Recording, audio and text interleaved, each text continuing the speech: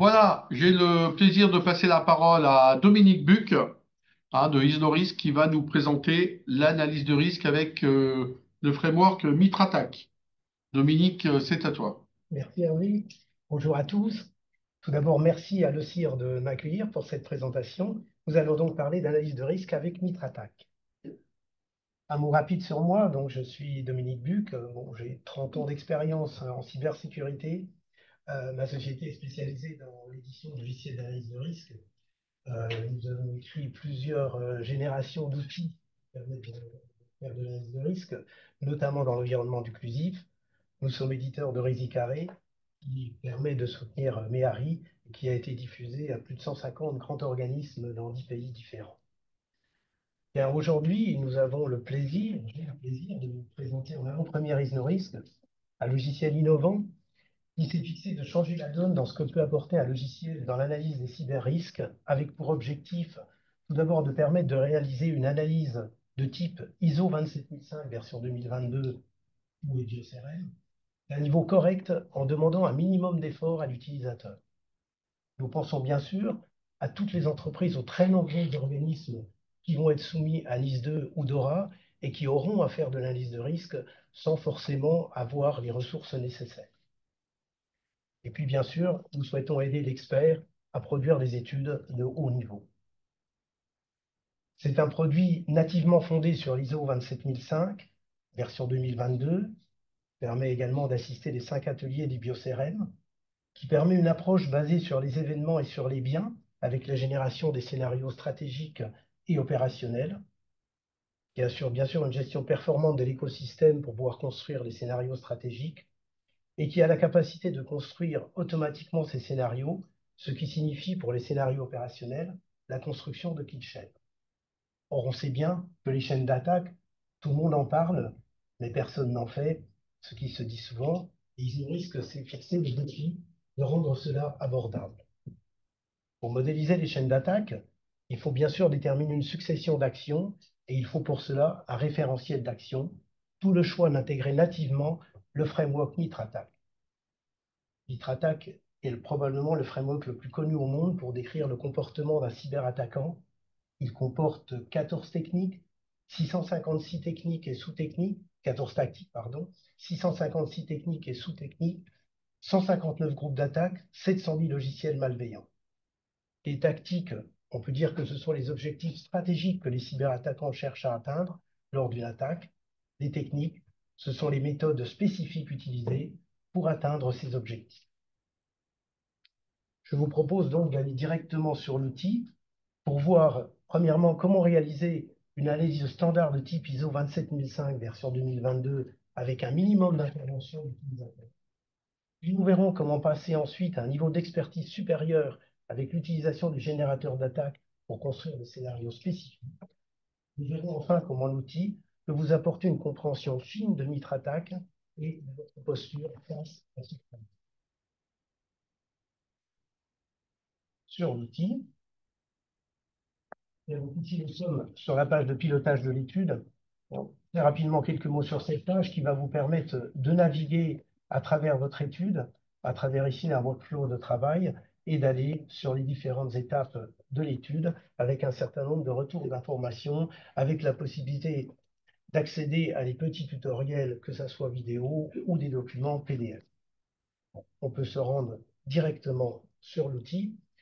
Donc, dans un premier temps, nous allons voir ce qu'il faut saisir pour pouvoir faire une analyse en utilisant MitraTac, et puis nous verrons ce que peut vous restituer l'outil. Donc, on commence bien sûr, comme dans tout état, à déterminer le cadre de l'étude, comme dans toute analyse. Il s'agit de remplir les biens essentiels et les biens supports. On va le faire ici avec des cartographies.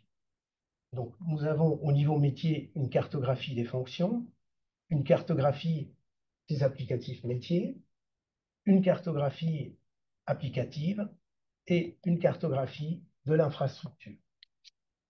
Pour celui qui ne souhaite pas partir d'une plage blanche, quand nous sommes au niveau de l'assistant, il est possible d'accéder à des modèles, à des templates pour ces différentes cartographies. Ces templates sont fonction de la catégorie socio-économique que vous avez indiquée lors de la création de l'étude. Donc, ces cartographies ne présentent pas de grandes difficultés à faire. Elles doivent être relativement simplifiées. Il y a un certain nombre de règles qui sont données par le produit pour pouvoir construire ces cartographies de la façon la plus simple possible. Donc ça, c'est le premier point à rentrer. Vous avez donc pu donner vos biais essentiels et vos biais supports, mais de façon beaucoup plus agréable que de remplir des tableaux, puisque là, vous le faites directement sur des cartographies. Ensuite, vous allez pouvoir rentrer votre écosystème. Là aussi, un certain nombre d'assistants peuvent vous aider. Vous allez donc indiquer quels sont vos tiers sensibles et vous allez utiliser après par la suite. Il s'agira ensuite d'établir les liens entre les cartographies. Bon, là aussi, tout se fait de façon graphique et relativement simple, pardon, puisque plutôt que de voir des matrices qui sont en général assez difficiles à remplir, là, vous êtes directement sur de la saisie graphique. Vous pouvez accéder ensuite à un résumé de vos liens qui vous redécrit tout ce que vous avez saisi au niveau de ces liens, et vous pouvez lancer une vérification des cartographies qui vous indique si vous avez des warnings ou des erreurs dans ces cartographies. Si j'ai ici une erreur, je peux me rendre directement sur cette erreur pour aller la corriger. Ici, je n'ai pas typé mes données qui appartiennent à mon applicatif de CA. Donc voilà pour cette partie cartographie. On passe ensuite au point de saisie suivant, qui sont les conséquences. Ce sont les conséquences au sens de l'ISO 27005. Il va donc s'agir de saisir pour une perte de disponibilité, d'intégrité ou de confidentialité l'impact que vous auriez. Bon, à noter que pour la disponibilité, elle est saisie au niveau des applicatifs et vous avez une notion de RTO ou de RPO avec l'impact que vous auriez si ces RTO, RPO n'étaient pas respectés. Je signale, c'est quelque chose qui ne se fait pas très souvent quand on fait de l'analyse de risque. En général, on rentre simplement un impact vis-à-vis de la disponibilité, mais on ne parle pas de RTO et de RPO. Or, si vous voulez dimensionner vos plans de continuité, il faut bien pouvoir se rapporter à ces RTO, RPO. Bon, pour l'intégrité et la confidentialité, je vais aller saisir directement sur mes données applicatives. J'ai ici sur mes données métiers. Ici, j'ai possibilité d'avoir un conseil d'ISNORISC. J'ai pu typer ces différentes données métiers en disant qu'il s'agit par exemple de données personnelles ou de données bancaires. Et je peux ici aller directement saisir une valeur pour cette typologie de données et ça sera reporté automatiquement sur mes données métiers. Pour les aspects juridiques, il y a un petit questionnaire qui vous permet d'avoir un niveau d'impact. Si vous aviez par exemple une amende de 4% de votre chiffre d'affaires, on va vous demander si vous considérez que c'est critique pour vous ou très important. On demande un certain nombre d'événements, vous allez pouvoir les typer. Donc c'est simple, vous avez une dizaine de questions à remplir à ce niveau. Bien. Ça, c'était la deuxième partie de la saisie.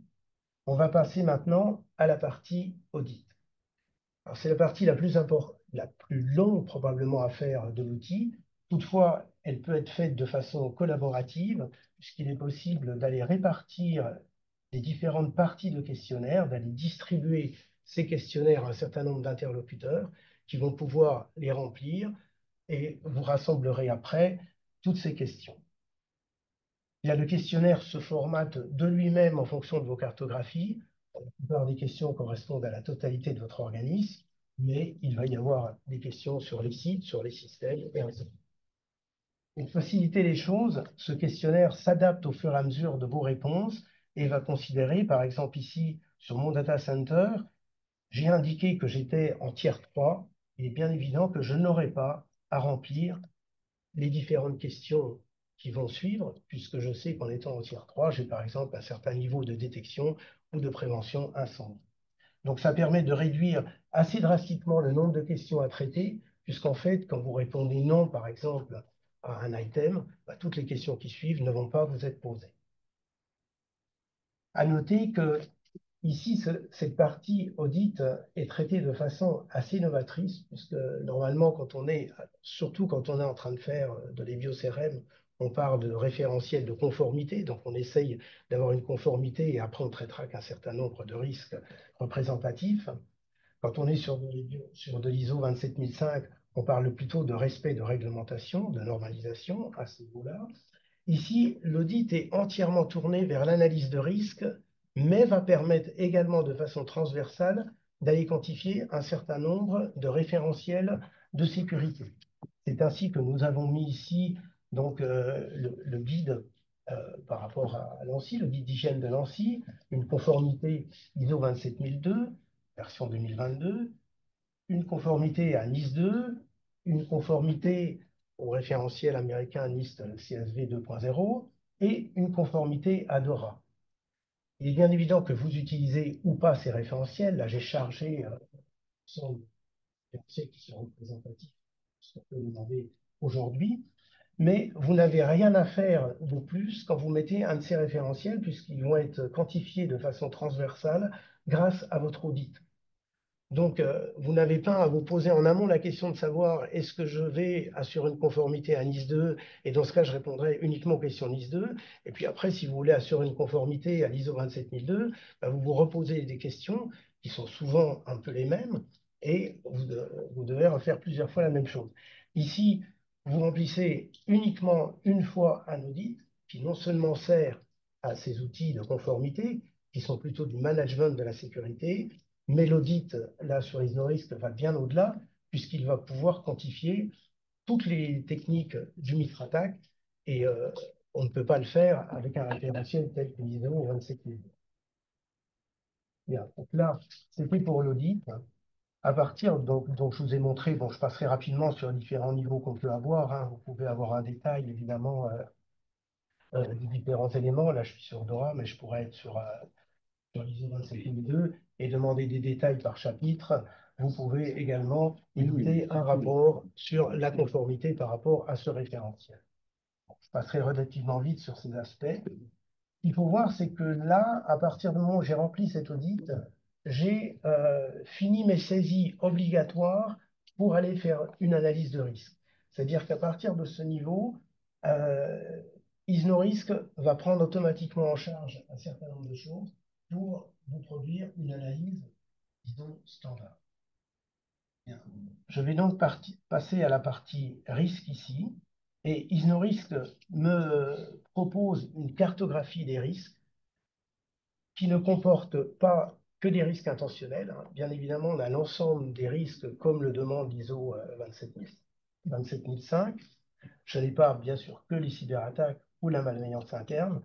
J'ai également des accidents physiques, des événements naturels et ainsi de suite. Bon, ici, ma cartographie, j'ai ici un diagramme bulle qui m'indique les différents risques que je peux avoir sur ces bulles. Je les visionne ici, dans cette partie basse de l'écran. Bien. Donc ça, c'est pour cette partie cartographie. Bon, j'ai également des fiches de synthèse. Si je descends un peu plus bas dans la description du scénario, je peux avoir des synthèses sur ces risques. Tout est calculé automatiquement à partir de l'audit que vous avez pu faire. Je vais ensuite regarder les menaces. Donc là, je descends un cran plus bas, c'est-à-dire que je vais aller pouvoir voir d'une façon très, très spécifique comment se déroule un scénario de risque. Je vais vous montrer rapidement un scénario non intentionnel. Nous passons relativement vite un scénario d'incendie, par exemple dans mon data center. Bon, j'ai les applications qui pourraient être touchées par cet incendie. Et lorsque je vais voir mon scénario, celui-ci, un scénario non intentionnel, est décrit sur une timeline. Je peux naviguer sur cette timeline avec les différentes barrières ici, la barrière préventive que je peux avoir, avec le niveau de cette barrière préventive. Et puis, je déroule mon scénario avec ici, est-ce que j'ai de la détection? Est-ce que j'ai du confinement? Est-ce que j'ai du palliatif? Et puis, je vais jusqu'à la fin de mon scénario et une position du risque sur ma table d'aversion au risque. Bien, ça permet donc de voir, cette timeline permet de voir par exemple si un scénario de disponibilité, vous allez pouvoir le stopper en confinement et ne pas partir en palliatif.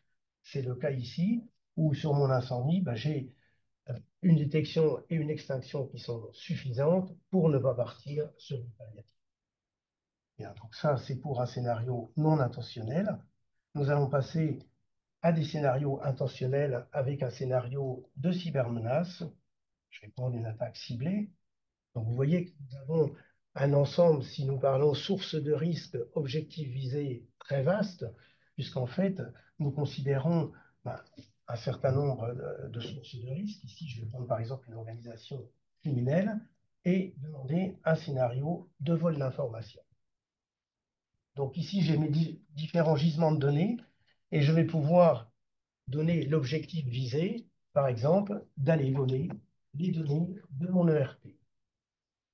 Le produit me sort automatiquement les scénarios stratégiques possibles par rapport à cette source de risque et cet objectif visé. Ici, je vois que j'ai par exemple une attaque directe de l'organisme, une attaque d'un tiers pour pouvoir rebondir sur l'organisme. Je peux aller voler les données présentes chez un tiers. Ici, il était choisi mes données comptables chez un tiers. Et je peux compromettre la chaîne logistique pour aller effectuer effectivement ce scénario.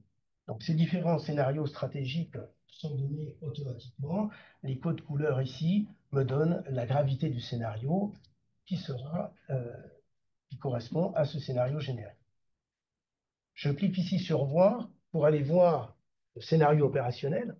C'est là où MitraTac intervient, puisque je vais décrire une chaîne d'attaque en utilisant les techniques du Mitre.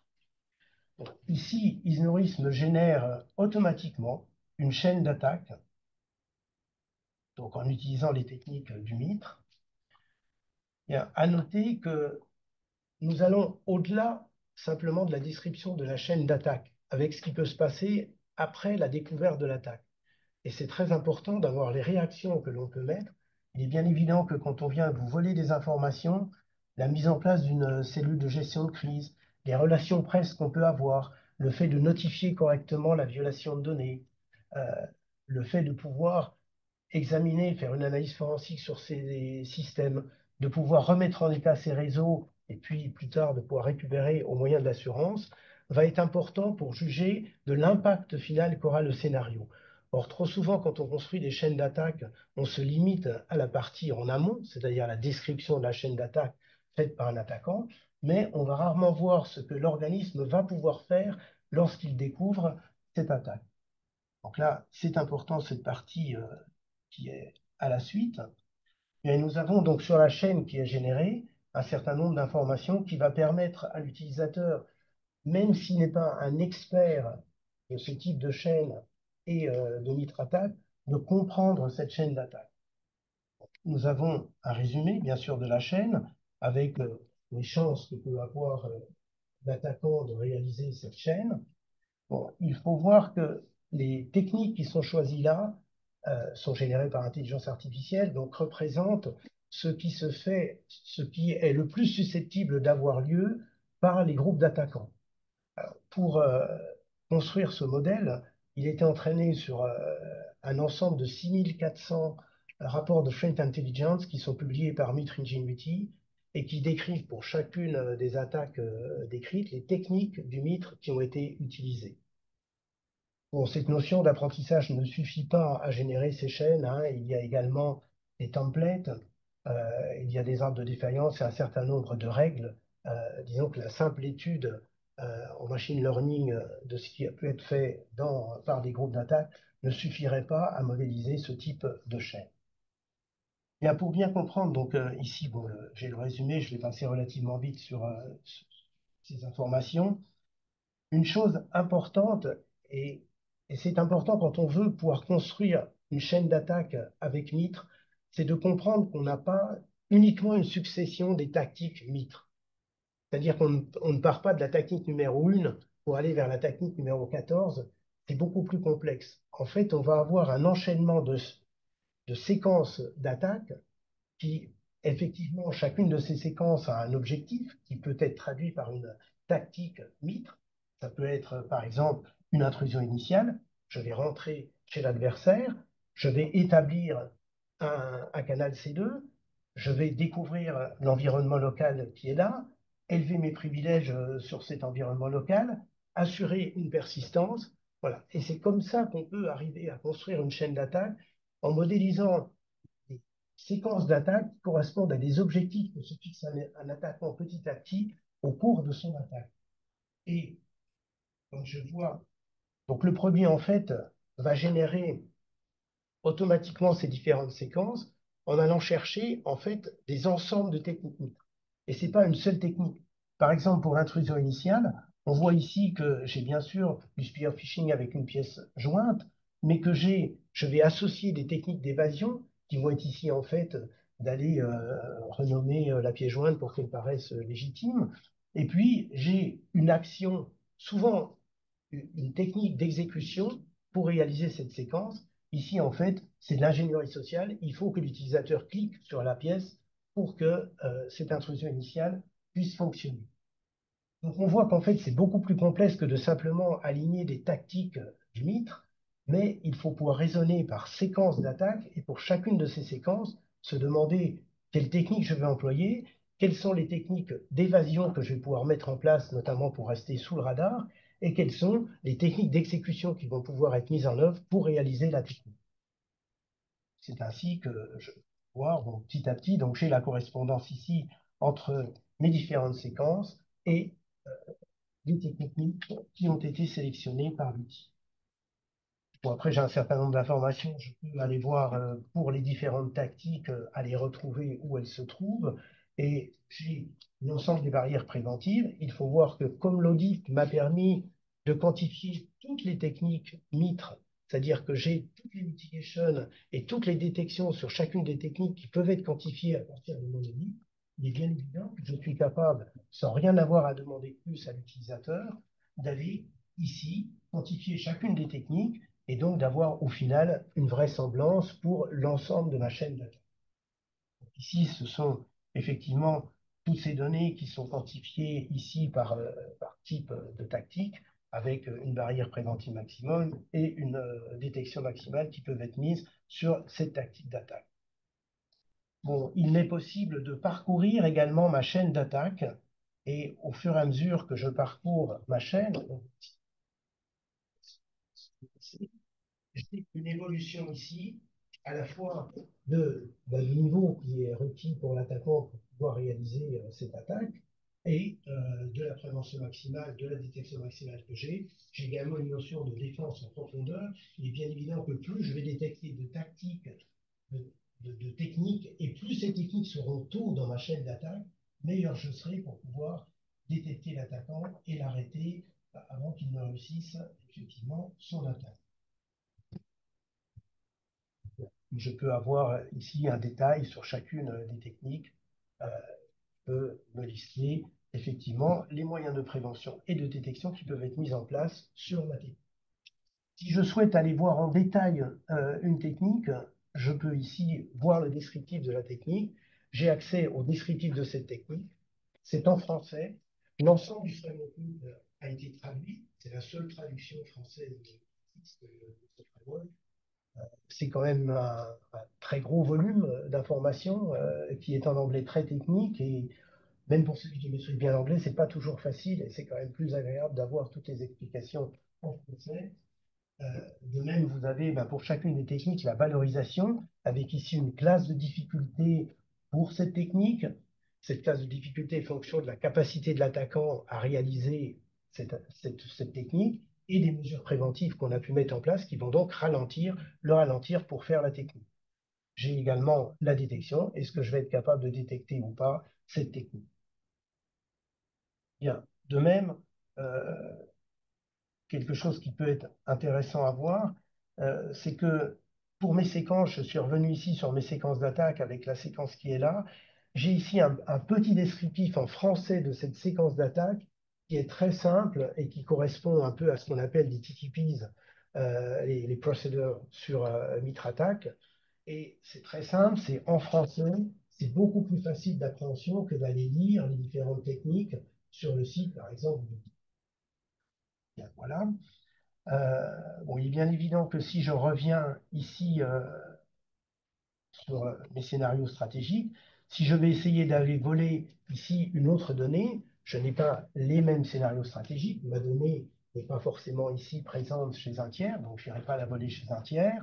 Et quand je redemande une attaque directe ici, bon, on voit que ici il faut aller voler des données dans le cloud, et je vais ici aller récupérer les données simplement en ayant souscrit à un autre compte dans le cloud, et donc en transférant les données sur mon compte cloud.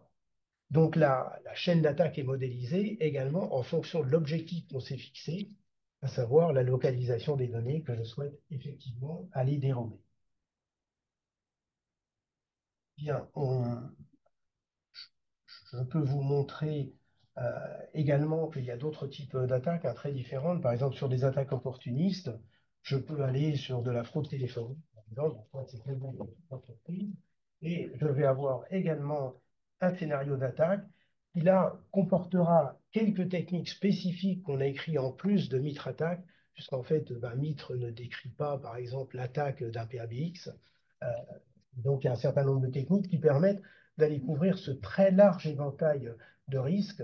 Alors, je vous rappelle que tout ça est fait automatiquement par l'outil, hein, et que donc, même si vous n'êtes pas un spécialiste de MITRE, ça vous permet d'avoir cet ensemble de scénarios et d'avoir déjà un bon niveau d'analyse et surtout de couvrir un très grand nombre de couples SROV, ce qui demanderait énormément de temps à un expert pour pouvoir effectivement faire ce type. Bien, donc je vais avancer rapidement, hein. Bon, surligner un peu sur ce que vous pouvez obtenir après également automatiquement.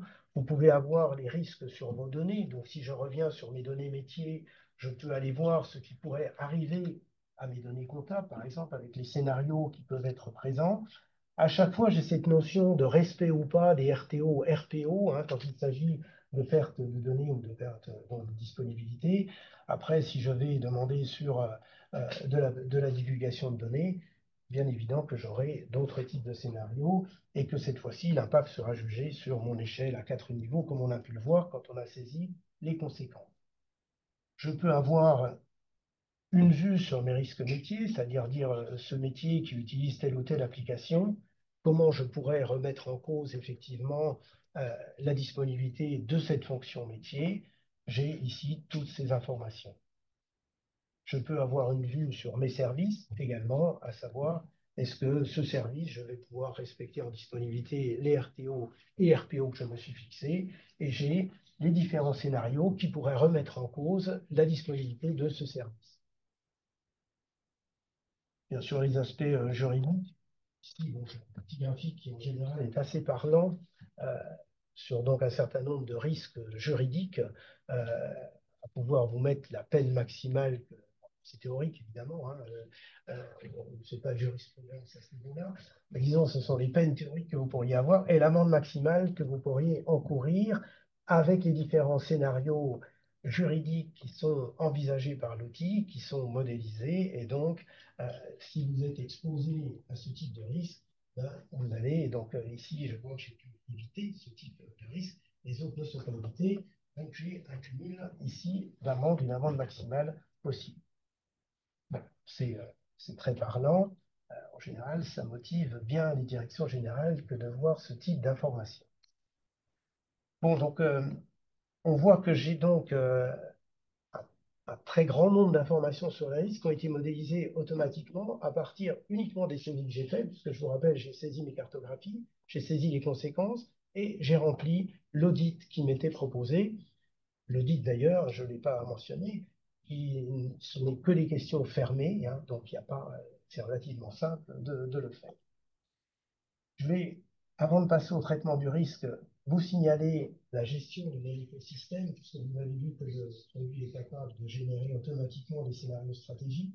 Bien sûr, ces scénarios stratégiques s'appuient sur mon écosystème. Et ici, je traite mon écosystème si les tiers sont attaqués, pour aller, par exemple, rebondir sur moi, ou s'ils sont eux-mêmes malveillants. Les deux choses sont séparées. Il faut vraiment faire comme ça, puisqu'en fait, ce n'est pas du tout la même chose. Quand on est sur de la malveillance des tiers, c'est en fait la confiance que vous pouvez avoir en eux qui va compter. Quand vous êtes sur une attaque du tiers, c'est son niveau de sécurité qui va compter. Donc souvent, on voit ce qui est publié notamment au niveau des bio-CRM, une seule formule qui agrège l'ensemble. En fait, il faut séparer les deux vues. Et ces tiers sensibles, ils peuvent être en zone rouge par rapport aux attaques et en zone jaune, en zone de contrôle, comme on dit, par rapport à la malveillance. Bien, à la fin, quand vous avez fini votre étude, IsnoRisk est capable de vous produire un scoring.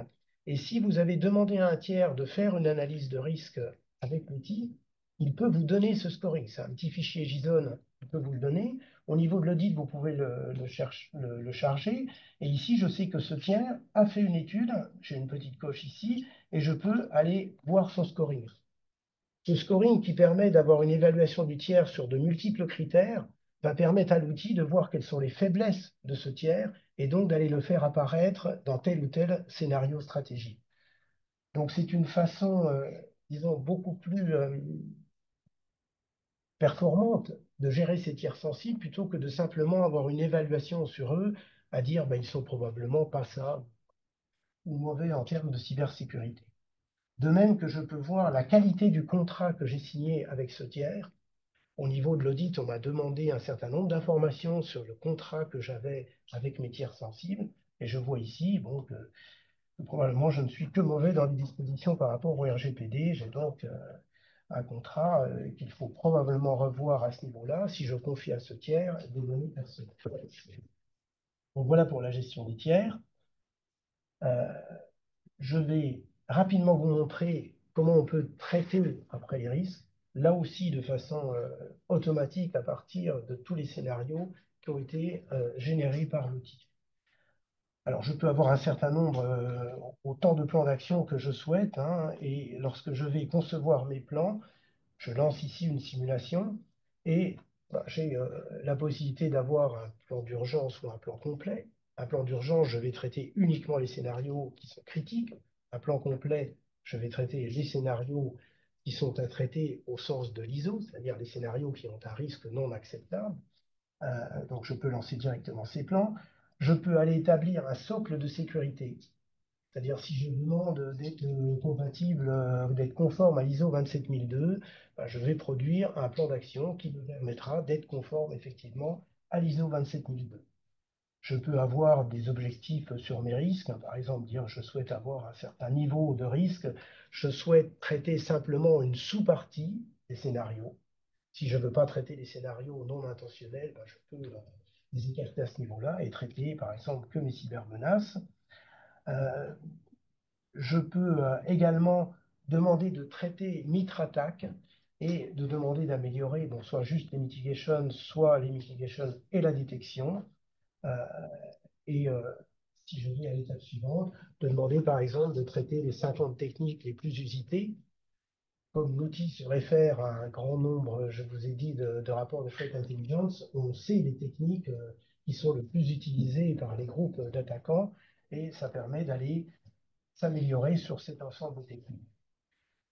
Bon, il est également possible d'acquérir une solution. Bon, l'outil prévoit de pouvoir qualifier des solutions de sécurité par rapport à un certain nombre de mitigation, de mitre-attaques, et ça permet d'aller voir, de dire si j'emploie, si j'utilise cette solution de sécurité, quelle va être mon amélioration de mes risques par rapport à cette solution de sécurité. Bon, ça suppose que nous demanderons à un certain nombre de fournisseurs de bien vouloir rentrer une quantification de leur solution par rapport aux mitigation MITRE. C'est des choses publiées, hein, les mitigations du MITRE attack, elles sont publiées, c'est quelque chose qui est clairement connu, et ça permet, quand on veut aller choisir par exemple une solution de sécurité, de voir quel est son impact par rapport au risque qu'on a. Ça peut être une information, là aussi, qu'on n'a pas toujours l'habitude d'avoir. Il est possible d'aller mixer ces plans, c'est-à-dire que je peux très bien demander un plan qui réduit mes risques, plus un plan qui assure la conformité à l'ISO 27002, mixer ces deux plans pour avoir mon plan de traitement du risque. Bien, donc je reviens un peu sur mes plans ici. Bon, ces plans, je vais les avoir donc décrits ici. avec une priorisation ici de 1 à 10 différentes mesures qui nous sont proposées.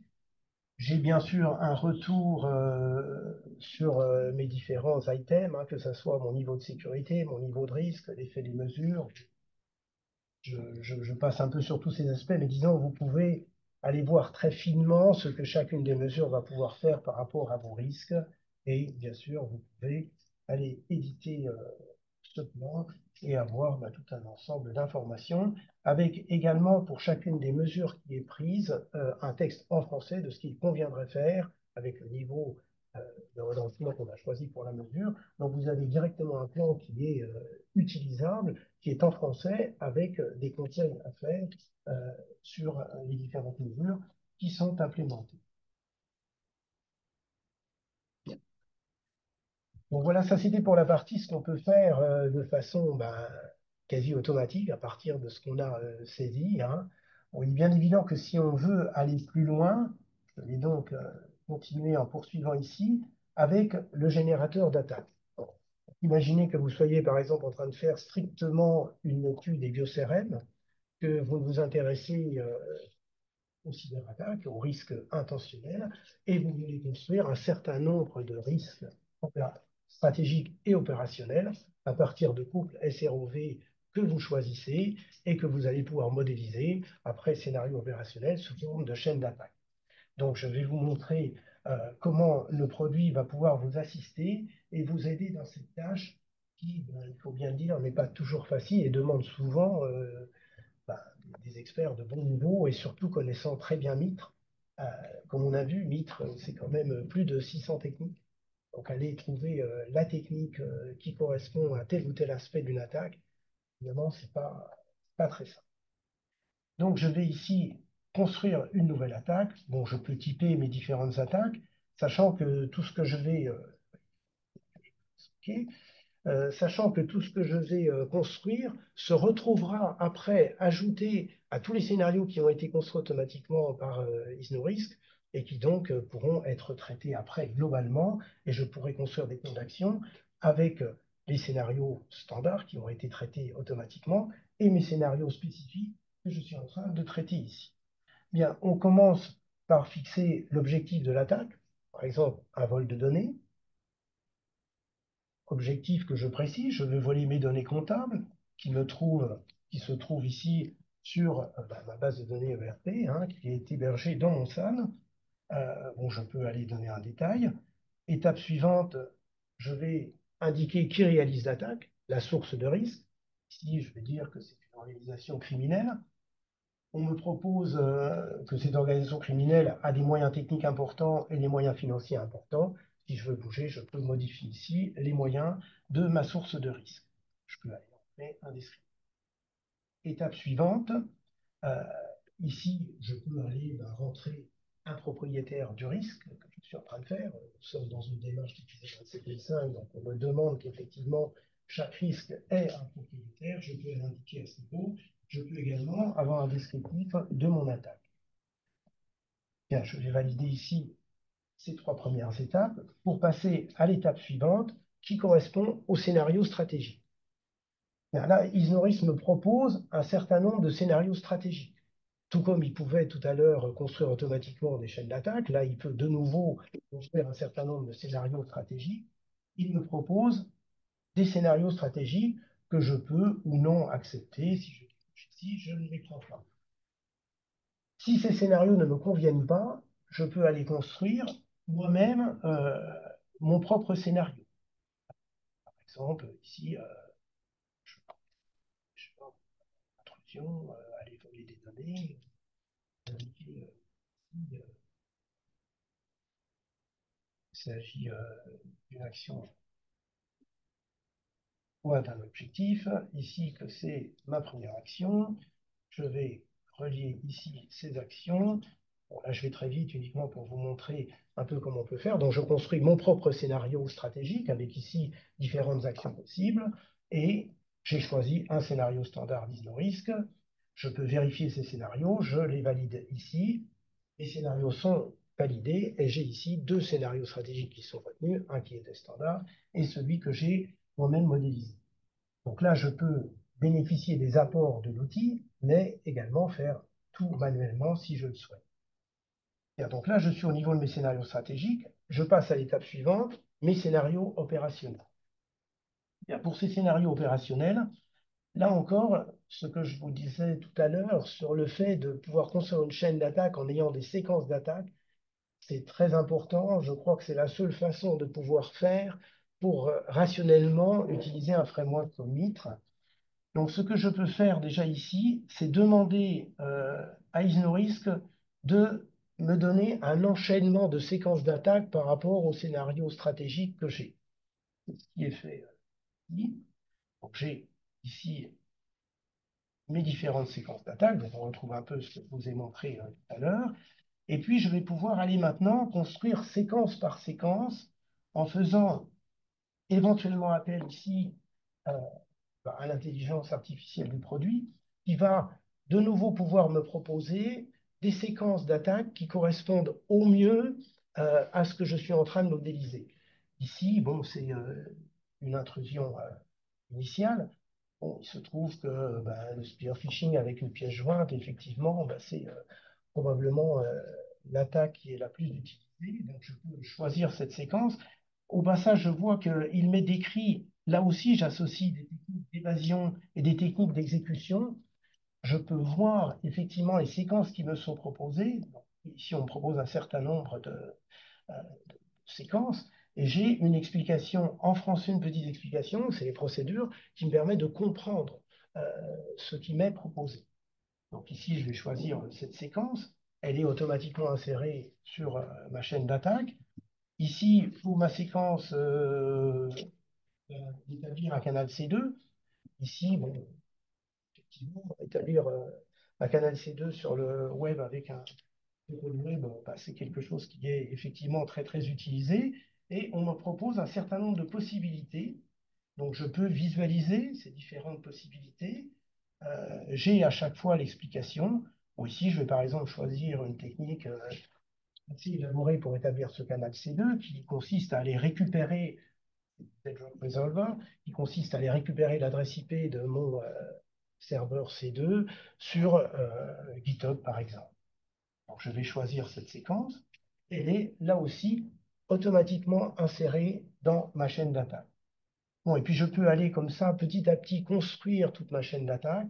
Bon, si à un moment je demande à Isnoris de reprendre la main, je peux lui demander euh, d'aller construire lui-même en fait la totalité de ma chaîne. Il va me demander si je souhaite avoir le comportement le plus probable de l'attaquant ou si je souhaite avoir une chaîne où l'attaquant me connaîtrait, c'est-à-dire connaîtrait un certain nombre de mes faiblesses et pourrait donc modéliser en choisissant les points les plus faibles que j'ai. Bon, je demande à Isoris de détecter automatiquement cette chaîne et il poursuit la construction donc pour me modéliser toute ma chaîne. Je lui ai demandé également d'ajouter des techniques en réaction une fois que j'aurai euh, effectivement découvert la chaîne. Pour terminer, ensuite, je peux lui demander d'aller répartir en un certain nombre d'étapes. Si, comme je le disais tout à l'heure, si on est en train de faire de l'EBIO-CRM, il est classiquement euh, demandé d'être sur 4 étapes, connaître, entrer, trouver, exploiter. Donc là, ben, je peux demander de directement aller me mettre ces 4 étapes. Le produit, là, va correctement répartir. Donc là, ça se fait très vite, très facilement. C'est propre. J'ai les différentes techniques directement réparties dans mes différentes étapes. On peut faire bien d'autres choses à partir de ce générateur, hein. Je peux par exemple euh, demander, Isnowise est livré avec un certain nombre de templates hein, d'attaque et je peux demander d'aller charger une attaque si je suis en train de faire une modélisation. Par exemple ici, si je veux charger la chaîne WannaCry, euh, ben, je l'ai donc là, elle est déchargée avec succès. J'ai ma chaîne ici, WannaCry qui va apparaître et qui se retrouve même directement dans les bonnes étapes, hein, là, donc je peux directement l'insérer. Ça me permet, si j'ai un certain nombre, notamment nous livrons tout ce que Mitre, avec ce qu'on appelle attaque flow de Mitre, qui est un certain nombre d'attaques de publier. De même que si une attaque arrive, nous pouvons livrer aux utilisateurs un petit fichier JSON qui décrit cette attaque. Il l'intègre très facilement au produit et il peut le faire apparaître ici dans sa chaîne d'attaque. D'accord. Bien. Donc, j'en finis avec ce générateur. Bon, bien d'autres possibilités sont possibles. Je vais passer assez vite à la dernière étape que je me proposais de vous montrer, qui consiste à pouvoir découvrir un peu plus. Donc là, on sort un petit peu dans le cadre, enfin, quoi qu'on y est encore dans le cadre strictement d'une analyse de risque, mais pour aller découvrir en profondeur ce framework. Donc, vous avez ici l'ensemble de la matrice MITRE qui m'est proposée, avec possibilité d'avoir les techniques, les sous-techniques. Je peux faire un certain nombre d'interrogations sur cette matrice, par exemple d'aller voir les techniques qui sont les plus utilisées par les groupes d'attaque. Et j'ai ici mis en valeur ces techniques. De même, si je suis en train de travailler avec un SOC pour modéliser, disons avec une red team pour pouvoir modéliser une attaque à faire, je peux aller directement la construire sur ma chaîne d'attaque en ajoutant ici des attaques. Ici, si je fais un speed phishing, je vais ajouter ensuite différentes actions supplémentaires. Donc, je peux directement les déposer sur ma matrice, ces différentes actions. Et j'ai ici automatiquement la quantification de la chaîne que je suis en train de construire, à savoir le niveau de mitigation et de détection. Donc, je peux sauvegarder cette chaîne et je pourrai la réinsérer dans mes scénarios lorsque je les construirai avec le générateur d'attaque tel que je vous ai montré tout à l'heure. Bon, également, donc je passe vite, il est possible d'avoir beaucoup d'autres informations, de mêler beaucoup d'informations à partir de cette matrice, mais je vais vous montrer dans les quelques minutes qu'il me reste un certain nombre d'informations que vous pouvez avoir également sur Mitre, notamment ici sur ce dashboard Mitre Attack, qui vous permet d'aller voir vos moyens de prévention et de détection au fil de la chaîne d'attaque. Il est bien évident que plus vite vous passerez au vert, meilleur vous serez. Ici, on voit que je suis relativement bon sur la prévention. Je suis nettement moins bon sur la détection, puisqu'il faut que j'attende pratiquement la fin de ma chaîne pour devenir un peu moins bon, un peu moins mauvais par rapport à la détection.